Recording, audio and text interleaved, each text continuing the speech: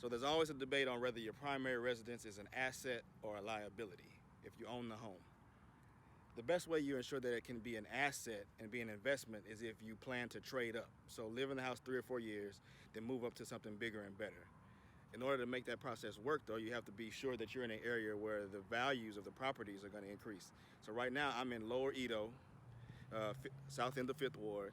The group that built City Center called Midway, they're getting ready to build a new development here. It's going to be a cross between City Center and the Woodlands Waterway because it backs up to Buffalo Bayou over there. What's going to happen is the same thing happened in Spring Branch. Property values above I-10 over there were really low. But once City Center was up and running, all the property values up there shot up 30, 40%.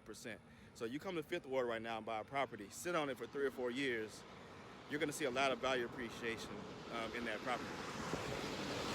The way you make sure that correlates into wealth is you take that property, sell it, trade up, use the profits that you got from the house that you were living in, and use that as a down payment on a new house. Don't spend the money. Buy equity in a new location and continue the process. That's where you're gonna realize some real wealth building through your home value. Simple process. Most people don't even know how to do it, but that's it.